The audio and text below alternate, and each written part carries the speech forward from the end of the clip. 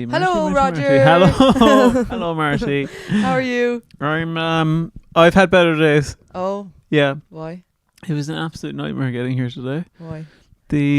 I had to get my journey here is Marty is a very easy commute because it is your house, which is fair. Yeah, Roll out of bed. yeah.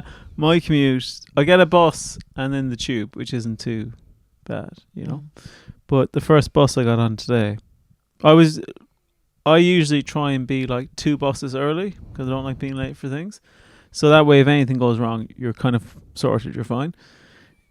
Today, I saw the previous bus, and I was like, "Oh, could I make that?" And I was like, "You know what? I couldn't be arsed rushing for it."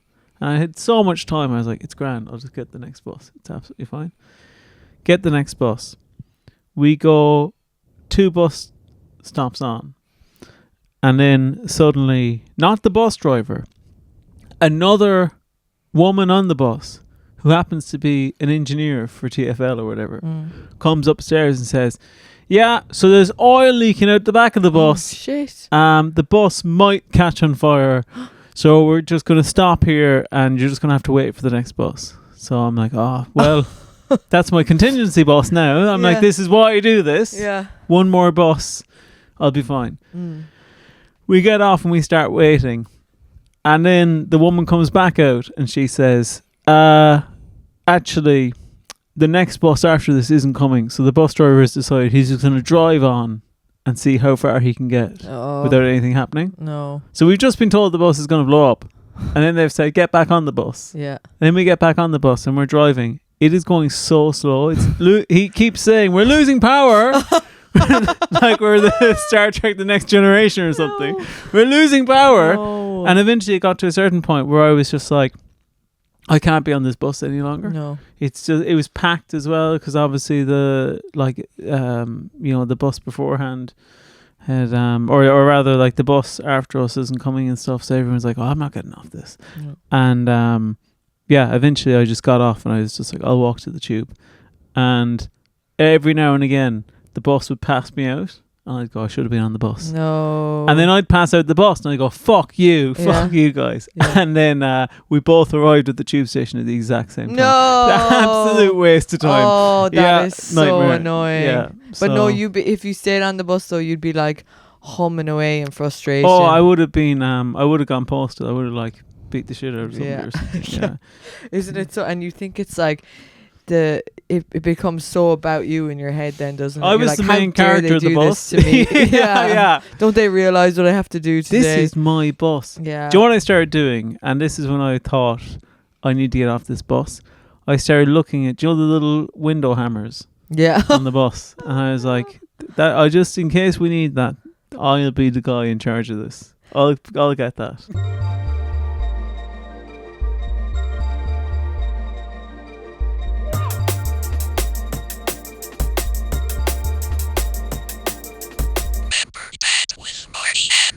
Well, Roger, that beautifully leads us on to the topic this week, is what you thought as a kid that you thought adults would do when you were growing up. And I really thought I'd use that. Oh, yeah. That hammer is so enticing. As a kid, you're like, okay, right, someday I'm going to need to break glass. Like at least once in your life, you're definitely going to have to use that hammer. Yeah. Yeah, but no. Have you ever watched up YouTube videos of people doing it? No. Is that what you did when you had the idea? Yeah, I was like, okay, now if I have to do this, I just better watch a tutorial.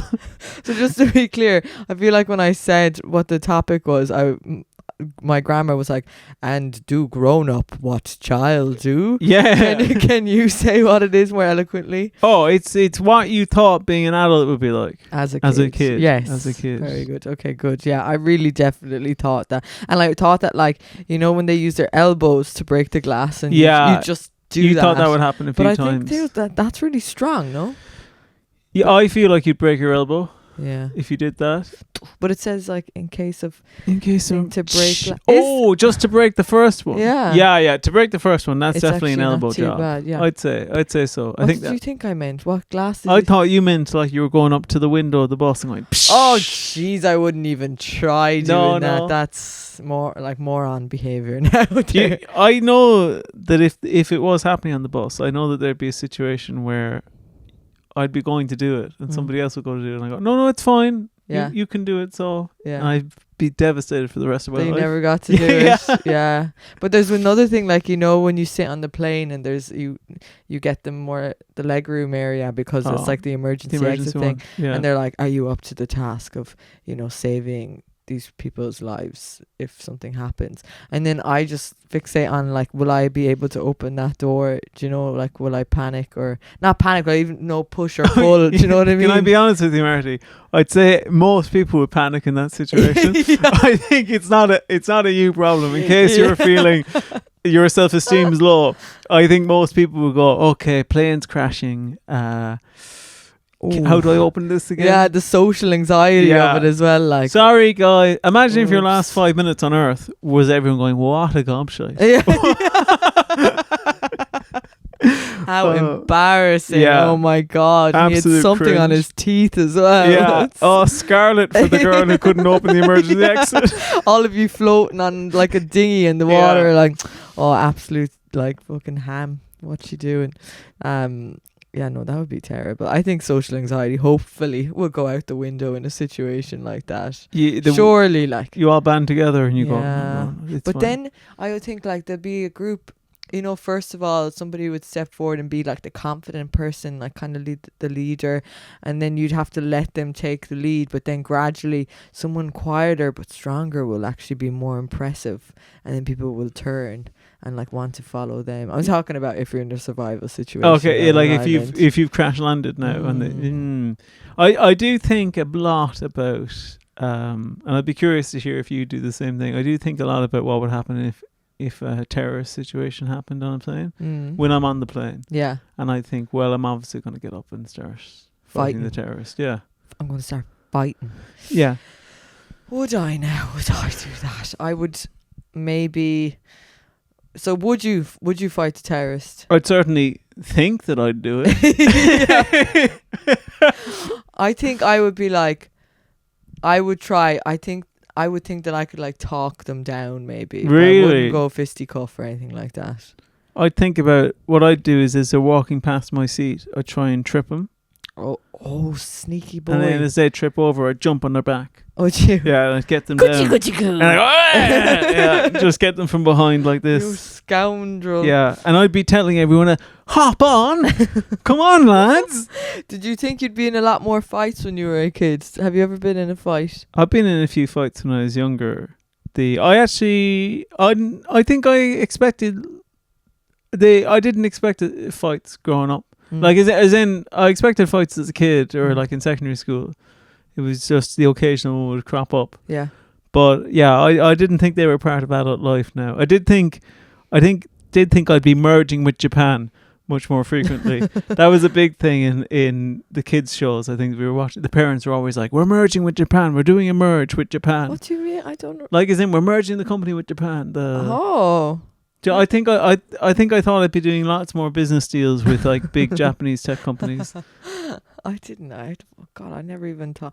I thought that everybody, you know, I thought I'd be working in a high rise. Like, I couldn't think of anything worse. No shade to anyone who does, but like, I was a horticulturist for a while, and we used to do plant installations in these like big high rises in Canary Wharf and stuff, and it was just like, I could imagine sitting up there all day long, just like sweating your head off. Like, but as a kid, I was like, that's the dream. That's the dream. That's what I'd be doing up there, I don't know. Do you know what I mean? You were just like tapping away numbers. Yeah, but like not a head for numbers. So I don't know what. Maybe the cleaner. I'd be the cleaner. Yeah, pretty big deal. I work on the 54th floor. I'm the cleaner there. No, I'd be maybe like, you know, Mad Men. I'd be like one of the, and like an illustrator up there coming up with advertising I could see that. campaigns. I could see that would be the thing. But as a kid now, I really thought that you'd be just a busy bee in that situation. Like, Do you know what I've gotten into recently? And it was something I expected as an adult, was using a hanky. Do you? I do. That's I use a hanky. so cool. Do I have a hanky with me now? And you wash it? You keep it and wash it? Yeah, I do. Wow. I don't have it on me right now, which doesn't really lend great credence to the fact that I do. But I promise you I've started using a hanky. Oh, and I was the same. I was like, I thought I'd be using like a flamethrower, but I do, but I just don't have it on me either, to be honest. Roger. Marty. If anyone out there is like, I'm not on the fence about using a hanky, I would say give it a go. Get one. Give it a go. So, did you like go into a shop and buy it? Or you were like, this is the day, or did you get it online, or what made you change your mind and get a hanky? What it was actually my girlfriend got it for me for my birthday last year. Yeah. What a lucky guy. Yeah. I should say as well, it's embroidered with sweet. Okay. with my initials. That's cool. Yeah. Did she embroider it? No, she got somebody to embroider it. She was helping small businesses. Yeah, helping the economy. Yeah. She got it on Etsy. Yeah. That's lovely. But it took me ages to come around to trying it. And then I was like, maybe I'll give it a go. I'm telling you, I'm never looking back. And you just have it on you all the time, I guess, then. Fuck you. You're such a prick, Marty. I'm trying to think if there was another thing I thought recently that I was just like, I can't believe I don't do that more as an adult now. I think eating cake all the time, that's part of what I just, my diet's not good. My diet's pretty shit, but I thought it would be horrendous. Like my childhood diet, I would have just, John, I would have been having cereal every meal. Such a boy thing, cereal. You think so? I like cereal, but I feel like when I was in college or uni or whatever you want to fucking call it, you don't want to say college because you don't want people to. That's the same thing, and you know what I mean. But or even in movies and stuff, boys are always just eating cereal. Yeah. All the time. Are you not a cereal person? I wouldn't be like, I'm gonna have it as a meal. Like maybe I might have it for breakfast. Remember when you were a kid, like you'd open up the bag and then you just stick your hand in to take for the toy. Yes, yeah. And your parents would be going mad. Well, they wouldn't be going mad, but they'd be like, stop. My mom would be going mad. My mom would say, "You're ruining the cereal for everyone else in the house." One of my favorite ones was the Rice Krispie pan pipes. Do you remember those? No. Oh, Rice Krispies had a series of like those toys that were pan pipes that you could click together, and they would become an actual like musical instrument. Wow, that's a very good toy. It was great. I didn't get every one. That was the annoying thing is you couldn't decide which ones you were getting. Obviously. Okay. I remember as well. I don't know if you had. You'd have loads of one bit then, would you? Yeah. So I was mostly playing in the key of A, just A, just a bunch of A's. Just that was it. A again, fuck's sake. Remember those bowls you could save up to get with the cereal? Yeah. I thought I would just have all those kind of bowls when I grew up. And that would be my kind of cutlery. Crockery. You'd have all the plastic Kellogg's bowls. And I'd be like, the Queen's coming over. Get out the good bowls. Get the good novelty bowls. Yes, she will love the Spider-Man ones. And of course she shall drink out of this Nutella glass. Yes, with the Simpsons on it. We were looking at that one. That's great. I used to think that you could, if you had money, that you could buy like anything you wanted, that nothing was out of bounds. So I was convinced that I could just buy a dolphin if I wanted to someday. What? You just thought you'd someday have the finances to buy a dolphin? But that you could do that. Or that you could do that. One could do this. I would have the house I grew up in, which was like a normal, lovely house, but like would randomly just have a pool in the back and just put a dolphin and put a dolphin there. Yeah. You thought you'd be a horrendous like dolphin mistreated, but I in a domestic pool. I wasn't for the dolphin. I need the sea. No, it's fine. There's chlorine in this. It's the dolphin burning alive. Yeah, it wasn't even to keep the dolphin. It was, I just want to cause so much pain. Yeah. I guess you're not wrong. Like, if you were a billionaire, you can probably just get a dolphin. Geez, you'd never do that. You'd never do it. God almighty, no way in heaven and earth. I think it is interesting that, there's certain animals that it's just like, oh yeah, of course you can keep that. Like a fish or whatever. But when it gets up to dolphin, I know dolphins are mammals now. Don't go riding in, okay? Right. But when it gets to dolphins, you're just like, yeah, it's kind of unfair. Yeah. Keep those dolphins. I actually, I met some meerkats once. I went on like a meerkat experience at a wildlife park. I feel like you'd be their leader. Yeah. They liked me. Yeah. They liked me. It was, I can't remember the name of the wildlife park now, but it was outside of London. And you visited there with my girlfriend, and we did the meerkat experience. You get to meet the meerkats and chat to them and stuff. And the guy who was handling the meerkats, we were just making conversation as he was getting them all ready. And he said, oh yeah, we're a wildlife park. So, we're like more humane than a zoo. I mean, we make sure that they have like a certain amount of enrichment and all this stuff. Because some places they just don't do that type of stuff. And I said, oh, like that movie Blackfish. Blackfish. Yeah, that's the one. Like that movie Blackfish. And he looked at me and he goes, they made up a lot of that actually. No. Yeah. Oh, dope. He said, yeah, they made up a lot of that. And some of the people that are interviewed in it, they're doing that for money. And I'm just like, oh, you're mental. Yeah. Like, he's literally telling me the dolphins are lying. Yeah. I know those dolphins. I wouldn't believe those dolphins now, or those killer whales. That's ridiculous. Yeah. But the dorsal fin is like this. Yeah. It's so sad. But throughout the course of the conversation, it became clear that he not only knew nothing about meerkats, but also was like a bit of a lunatic. Was he the person curating this whole thing? Or was he was the handler that was doing the meerkat experience with us. But my partner is obsessed with meerkats, loves them. So it obviously looked up loads of things about meerkats beforehand and was saying them to him. And he's like, no, that's not true. And it's like, it is. It is true. He's got that job on Gumtree or something. Yeah. His total nutcase. There's a house in Islington where they used to keep meerkats. So you'd walk past the window. And the meerkats would just sit you'd up. See them. They'd pop up at the window, and you'd be like, "This is wrong." Yeah, they shouldn't be. It's the meerkat house. Yeah, but yeah, no, you shouldn't be doing.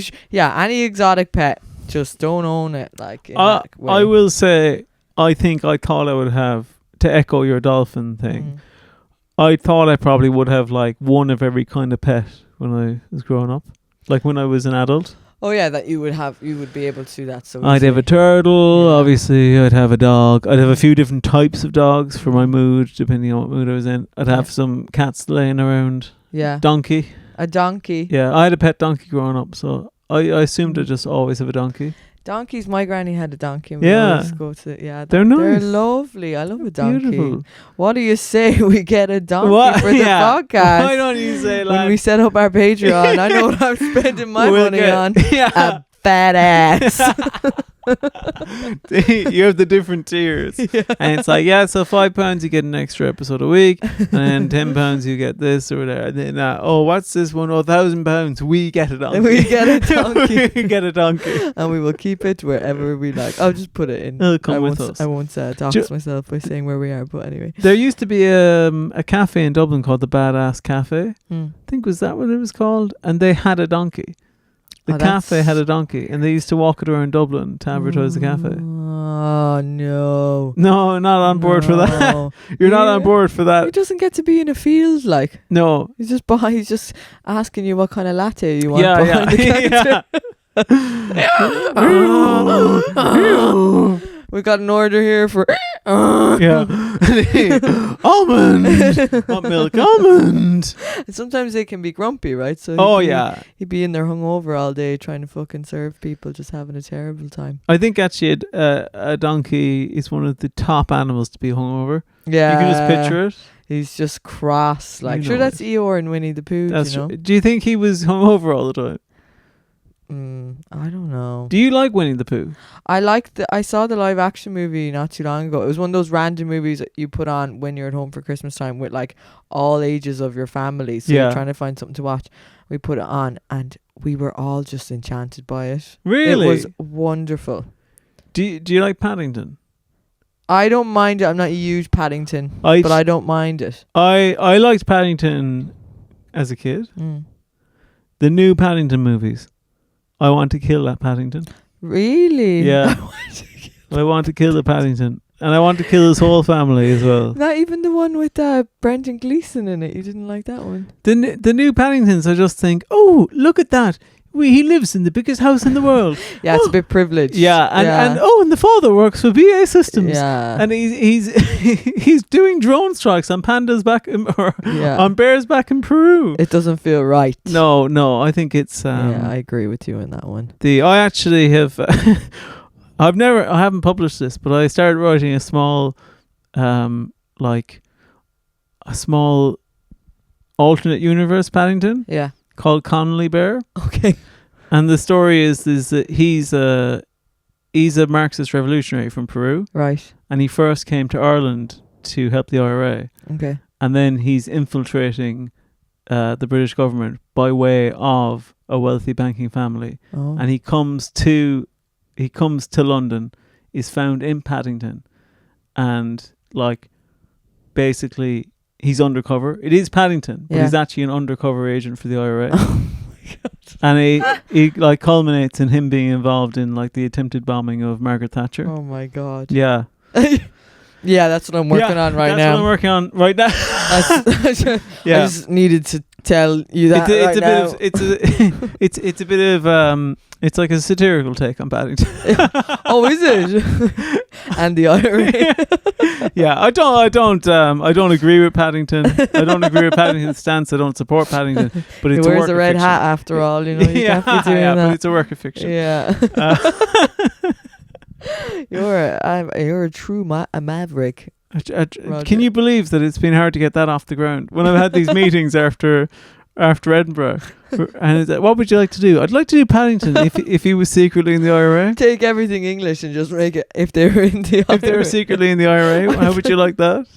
I'd like to write a story about the Queen, but she's in the IRA. Yeah. The Queen's secretly an IRA operative. Oh my God, could you imagine?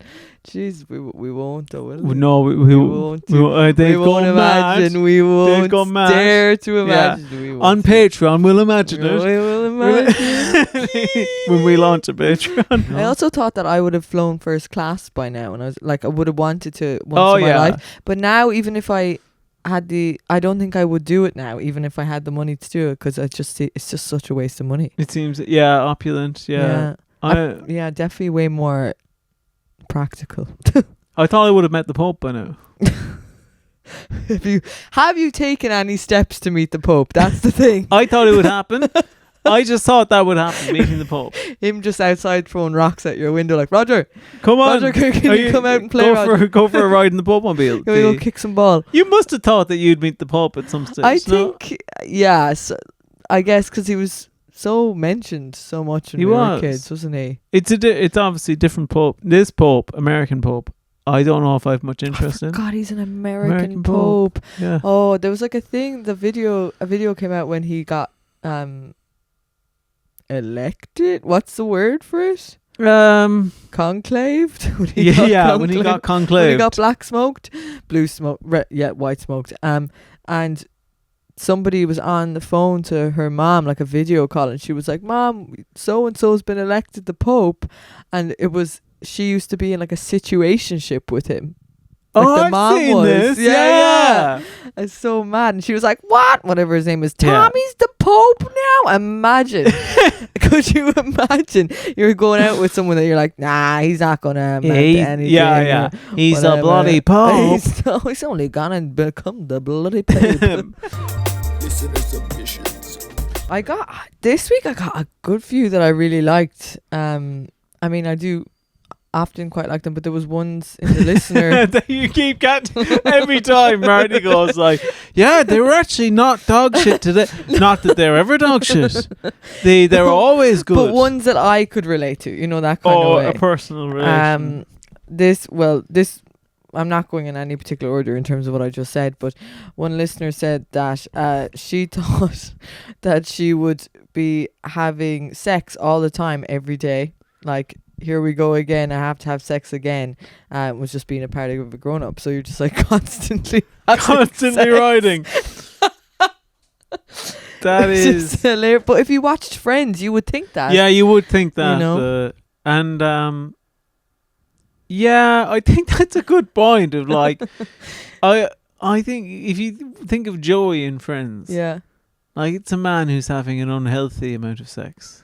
Would you not say? Like, is it unhealthy though?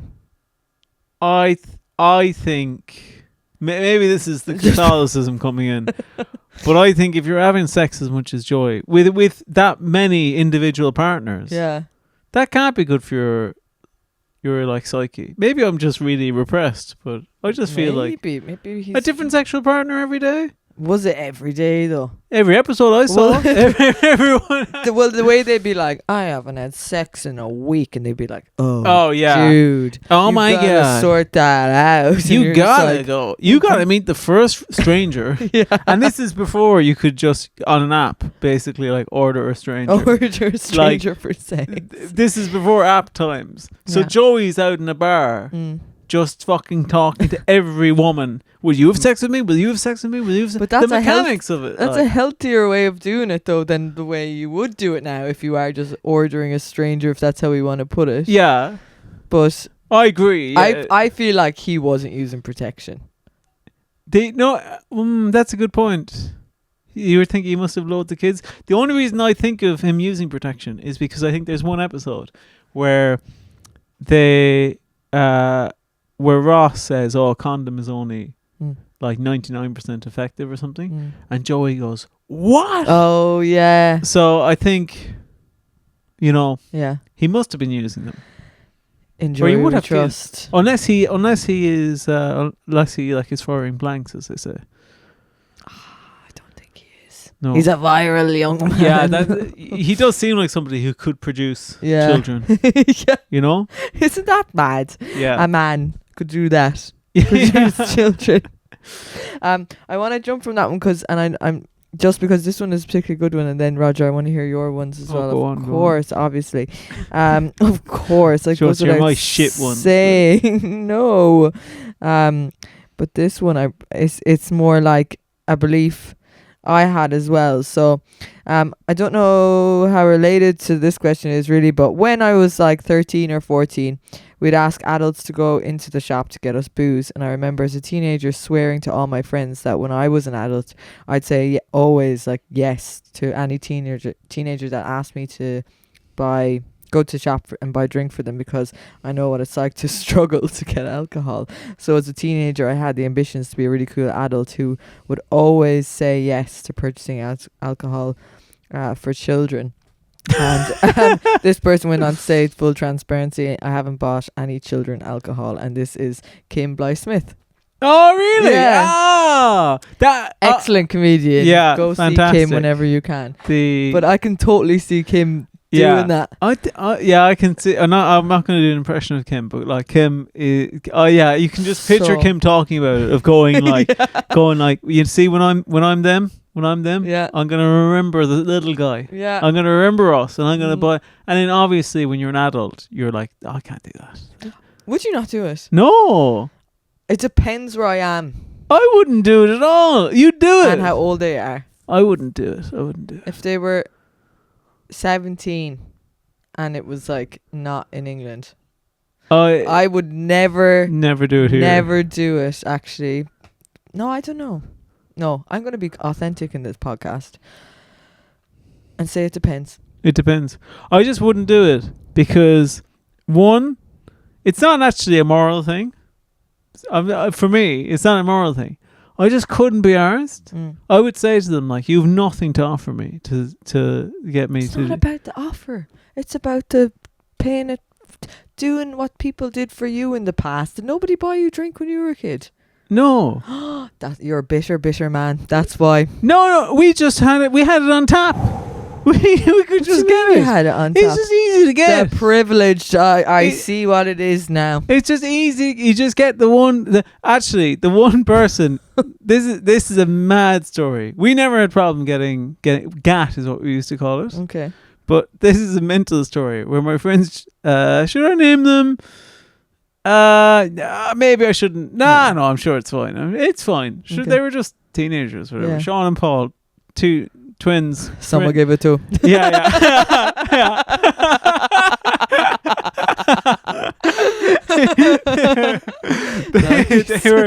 they were friends of mine in secondary school. Lovely guys. I think when they were maybe about 15, let's say, around that age, they asked a friend of a friend's brother if they would go and get alcohol for them because they were 18. Yeah.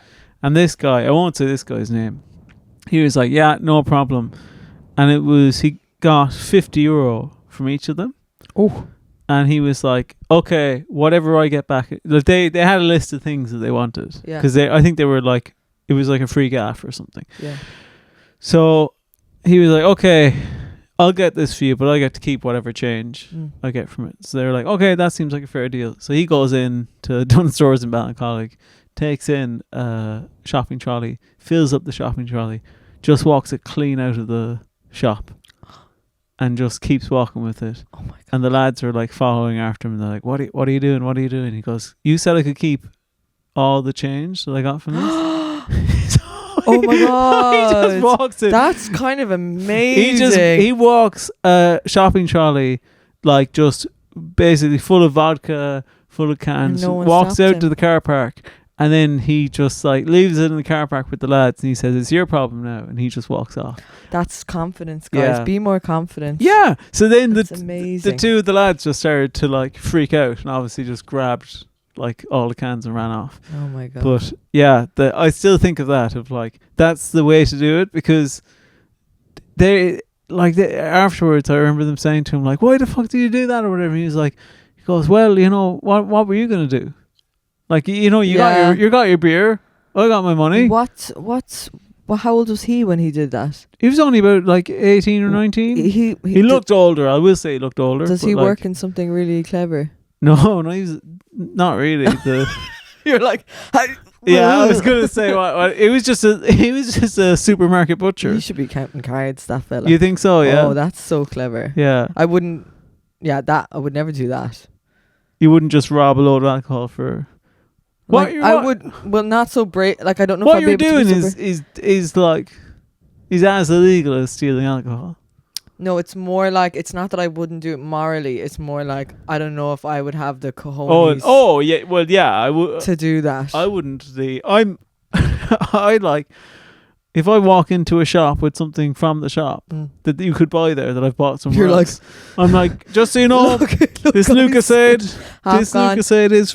I get in the back of my head. I just have that someday I'll be wrongly convicted of something. Yeah. To go back to the adult thing, I always felt like as an adult I'd be wrongly convicted of a crime I didn't do. I've been accused of shoplifting before and I hadn't. Really? Yeah. Was this before or after the homeless guy asked you on a date? We were in cahoots together. The homeless guy. Oh, this is a funny story. Actually, I'll say it really quickly.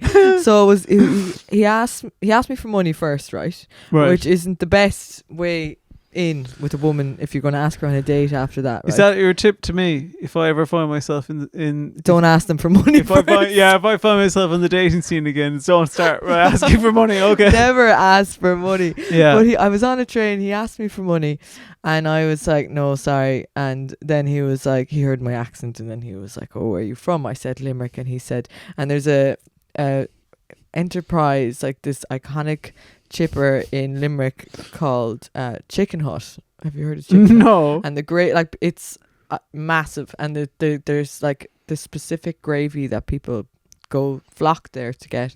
And he said that his mom sends him over Chicken Hut gravy like once a month or something. Really? And then he asked me out, and I was like, well, listen, as amazing as this all sounds, I'm gonna have to say no. Yeah.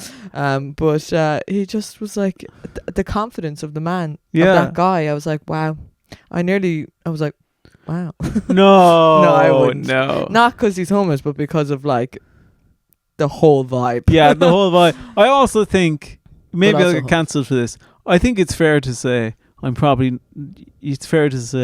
that I look for my partner to not be homeless. Yes. I think it's fair to go. It depends on the homeless. Yeah, I mean, yeah, at this age, this level of security, I think that's okay to have that very small baseline foundation. It's like you want your partner. I know people say you shouldn't be too picky, and I know you said, Marty, that you thought you would have had a family by now, but I don't think having the standard of wanting to go out with a person who's not homeless is what's keeping you from. I know, trying to be diplomatic and open about everyone, but like also, girl. Yeah.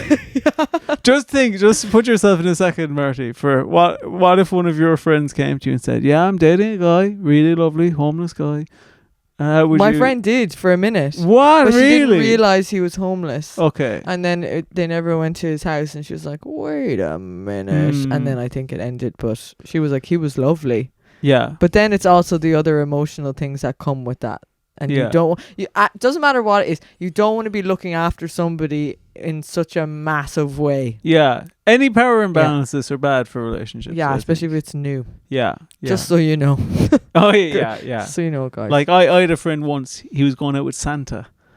And he just, it was a nightmare. Because it seems great, because Santa has so much free time the rest of the year. Yeah. But then the one thing that my friend wanted was for Santa to be there at Christmas. Of course, he's working. No. Yeah, I know.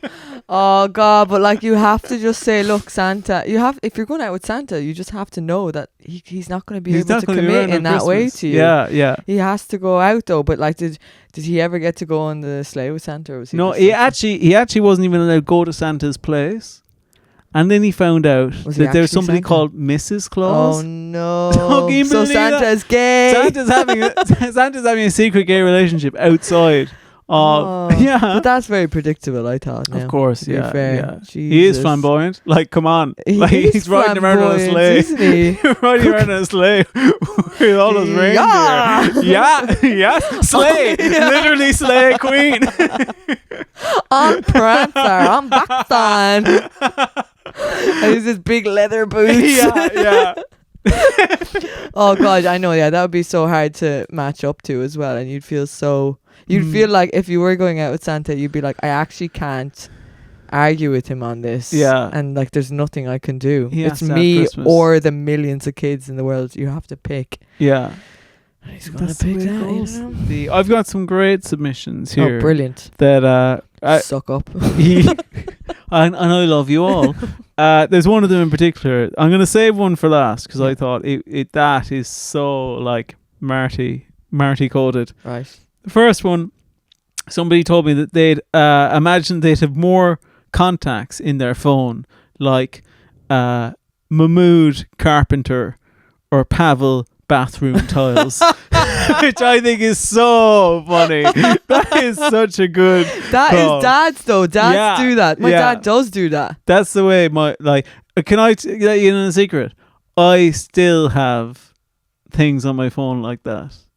Where sometimes I'll write, I don't know what it is in me. Maybe it's just like genetically coded in me. That sometimes I'll know a person's full name and I'll write in like Marty comedian. Yeah, me too. Yeah. Or I don't save the number, or it's John Hinge, Kate Hinge, Hinge all the time. Every now and again, because I have 2 SIM cards on my phone, not for a dodgy reason, but I have my Irish one and my UK one. They're both in there at the same time? Yeah, dual Living SIM. side by side? Side by side. It's peacefully? Power sharing. Wow, guys.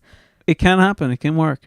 And sometimes it will get mixed up and it will use the contacts from one of them versus the other. So sometimes you silly I phone. know. So sometimes when my girlfriend calls me, it will say like she's very private, so I won't say her name, but it will say like her first name, Tinder. Oh, which it obviously no way! Yeah, which it obviously hasn't. Yeah, because you're going out years. Yeah, now, yeah, like, and it hasn't been that since we started going. But when one day it happened when she was helping me find my phone, and she looked at it and she goes, "Keep in mind, she's calling me." She goes, "Who the fuck is?" So she genuinely thought it was. That's so brilliant. You can never change that now, you know. Yeah. When you get married, you'll be like, dear, yeah, Tinder. There is some other ones. Oh, that's so good. The first person said they thought they'd be working non-stop as an adult. But that's true. That is true, unfortunately. If you're lucky, if you're really lucky. Yeah. And they thought that their girlfriend thought that she defo would have an Oscar by now. Oh. I kind of feel that as well. Do you know what I mean? I think when you're a kid and you just have no perspective of the world, you're just like, oh yeah. I didn't even want to be an actor growing up or anything. Yeah. But I'm like, yeah, probably someday I'll get an Oscar, I guess. Yeah. And you thought you could be literally anything. Like, as in, even if your brain didn't go that way, you're like, yeah, I could totally work. Yeah, NASA. I could be. Yeah. Totally. I could be an astronaut. I'd be the best cleaner in NASA. Somebody else messaged in, I thought I might live in a cave in the woods. Is this the one Marty quoted? It's actually not, but as I was reading, I thought that's also Marty. A cave. I would say cabin. Cabin in the woods. Yeah. I could see that for you, I think. Yeah, maybe someday. I think if someday you won the lottery or something, I could see you living in a cave in the woods. It's a bit too secluded. I don't know. Yeah. Anyway, we don't need. And this is the final one. This was like, I just think this is Marty through and through. And if you sent this in, like, thank you so much. This gave me a real laugh on the bus as it was catching fire as well. I grew up without public transport, and when I was young, I thought catching the bus somewhere literally meant you had to run and jump at the bus and cling onto the roof and climb in. No slowing down. Like, literally catching the bus. Thought I'd be a big girl living in the city, getting to work on the bus like that. Like, is it because, you know, you'd see like the bus conductor standing by the pole and then you just jump on. Oh, I totally see that. Yeah. I like that though as a concept still. Yeah. Stressful.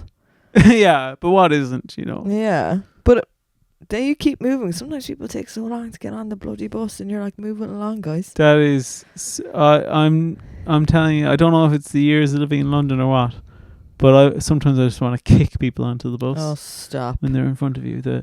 I also do this thing where sometimes I'll let somebody on to be polite. Yeah. In front of me. Yeah. And as soon as I let them in front of me, I go, fucking come on. Fucking come on. But it's so gas because at home, like, you'd be waiting for a bus for 40 minutes. Yeah. And your patience level is grand. And then here, if it's 2 minutes, you're like, who's going to die today? Do you know what makes me want to just, like, smack people over the head? Is when they talk about, like, unplugging from the system or, like, their phones now. And they're just like, yeah, I actually want to teach myself how to just appreciate the moment again and have free time and so. And I have that flashback of getting a bus in the countryside where you have an old style Nokia phone maybe. There's fuck all you can do on it, and you're like, this bus is going to be 40 minutes, and if it doesn't come in 40 minutes, it's hard to know if it's late or if it just isn't going to be there, and you're going to have to wait 80 minutes. Oh, and. Like, I don't listen. The dystopian hellscape we live in, where our minds are being just totally consumed by digital devices, it's not great. No. But I'll tell you this much: it's better than waiting 40 minutes for a bus. It is. You're just God stuck with yourself. Everything people say of like, yeah, I'm just gonna like completely unplug from the system, and I'm just gonna like live without any internet or anything. It's like, I've done it, and do you know what? I was really depressed. But you did it once. I did it once. But for 100 years. If you do it consistently, I'm sure you could reach a new plane of calm. I'm as soon as phones came out, that's when I started to be calm. Yeah. I was never calm before phones. Oh, maybe before that's what your brain needs. That constant stimulus. Because I only got I only got a smartphone in 2019. Oh. So everyone else was like, "Oh, you're an idiot. You should get a smartphone." And I was like, "No, this is better." And then I got one, and I went, "Wait a minute. I hate being alone with my thoughts." I got one in 2017 as well. I was really against getting them for ages, and then I was like, "Yeah, you're dead right." So then, Roger, what brings us to what is something you believed as a kid about adults that you do still believe now? I did. I guess the hanky is definitely hanky one thing. Yeah. But if I'm to go more like big scale, I think it's the fact that I secretly did always think adults didn't really know what was going on. Didn't know? Yeah, didn't know. Oh, really? Yeah. So it was like they know exactly what's going on all the time. That's a big... I always thought my teachers were idiots. Oh, I was like full on authority is king. Oh, terrible. Sometimes I still think, you know that argument I had with my primary school teacher when I was 8? I was right. You were right. You were dead right. But what about you, Marty? I thought I'd be, wearing like suits and stuff. Yeah. But I have been wearing suits a bit more, but like power, cool, chic suits, and I've been wearing them a bit more now. And I'm like, yeah, I can. I think deep down inside, inside you, to use the meme format, there are two wolves. One of them is Angelica from the Rugrats, and the other one is Angelica's mom.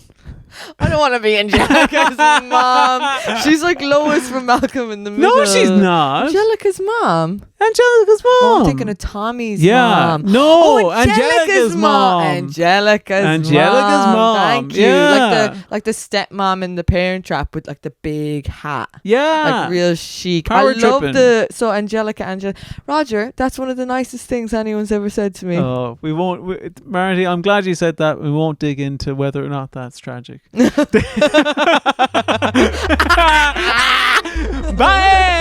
Bye, guys. Thanks. We'll see you next week. Bye. Bye.